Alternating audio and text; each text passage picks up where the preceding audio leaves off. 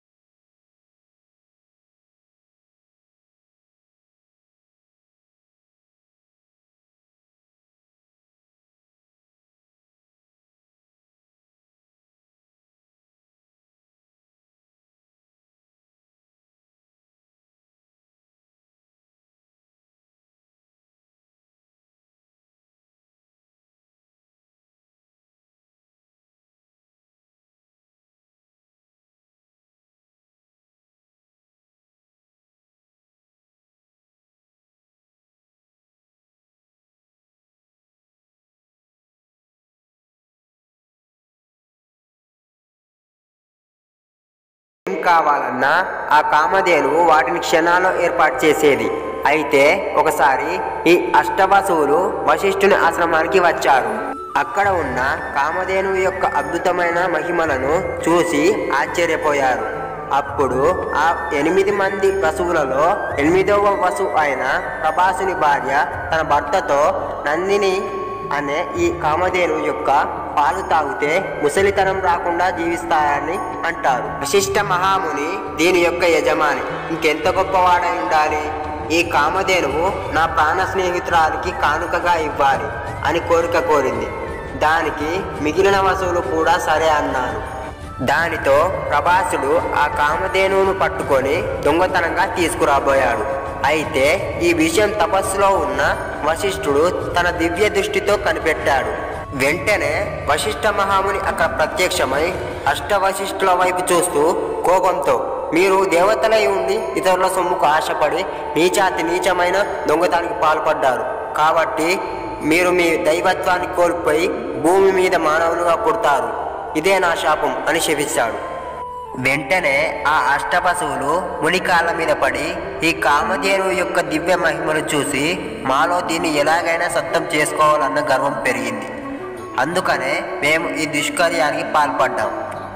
మా తప్పును క్షమించి మా శాపాన్ని వెనక్కి తీసుకోండి అని వశిష్ఠుల్ని వేడుకున్నారు. దానితో ముని కోపం కొంచెం చల్లారి వసువుల వైపు చూస్తూ, మీలో 7 వసువులకు మానవునిగా పుట్టిన వెంటనే శాప విమోచన జరుగుతుంది. కానీ కామధేనువును దొంగతనంగా తీసుకెళ్లడానికి ప్రయత్నించిన ఈ ప్రభాసుడు మాత్రం భూమి మీద సంతానహీనుడుగా తన పూర్తి జీవితం గడుపుతాడని వశిష్ఠుడు చెప్పాడు. వసువులు వారికిచ్చిన శాపం గురించి వివరించి వసువులు గంగాదేవితో, మేము భూమి మీద జన్మించడానికి ఒక పుణ్యవతి గర్భం కోసం చూస్తున్నాం. ఇంతలో మీరు మాకు దర్శనమిచ్చారు. వీరభీసుడు భూమి మీద సంతనుడిగా జన్మిస్తాడు. మీరు ఆయనకు భార్యగా మారి మాకు జన్మనిచ్చి మేము పుట్టగానే మాకు శాప విమోచనం కలిగించండి అని ప్రార్థించారు. గంగాదేవి కోరిక కూడా అదే కాబట్టి వారి కోరికకు ఒప్పుకుంది. అప్పుడు తన నిజస్వరూపం చూసి ఆశ్చర్యపోయిన సంతనుడితో జరిగిందంతా చెప్పి, మనకు పుట్టిన ఈ బిడ్డలు సాధారణ మానవులు కాదు, మీరు దేవతలైన అష్టవసువులు. వశిష్ఠముని శాపం వలన మానవులుగా జన్మించారు. వారికి ఇచ్చిన మాట ప్రకారం 7 వసువులను గంగలో వేసి వారికి శాప విమోచనం కలిగించాను. కానీ ఈ 8వ బిడ్డను గంగలో వేయబోతుంటే మీరు అడ్డుకున్నారు. మన వివాహానికి ముందు నాకు ఇచ్చిన మాటను మీరు అతిక్రమించారు. కాబట్టి నేను మిమ్మల్ని వదిలి వెళ్ళిపోతున్నాను. ఈ బిడ్డను కూడా నాతో తీసుకుపోతున్నాను. వీడిని అత్యంత పరాక్రమవంతుడిగా తీర్చిదిద్ది తిరిగి మీకు అప్పగిస్తాను అని చెప్పి గంగాదేవి అక్కడి నుండి మాయమైపోయింది. ఇలా 17 సంవత్సరాలు గడిచి జరిగిన సంఘటనలను గుర్తుకు తెచ్చుకుంటూ సంతనుడు గంగాదేవి తీరాన నిలుచొని ఉన్నాడు. సంతనుడి కంటికి ఒక 17 సంవత్సరాల యువకుడు గంగానదికి అడ్డుకట్టగా మారి ప్రవాహాన్ని అడ్డగించడం గమనించాడు. వెంటనే సంతనుడు యువకుడి దగ్గరికి వెళ్ళి, నీ అద్భుతమైన ధనుర్విద్యలను చూసి నా మనసు పరవశించిపోతుంది. ఎవరివి నీవు? నీ తల్లిదండ్రులు ఎవరు అని అడిగాడు.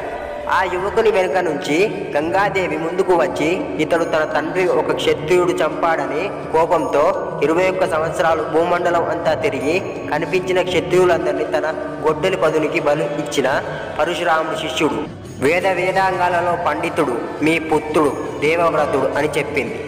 హస్తినాపురానికి యువరాజుగా పట్టాభిషిక్తుడైన దేవవ్రతుడు అదే సింహాసనానికి సేవకుడయ్యాడు. ఎలా అయ్యాడు?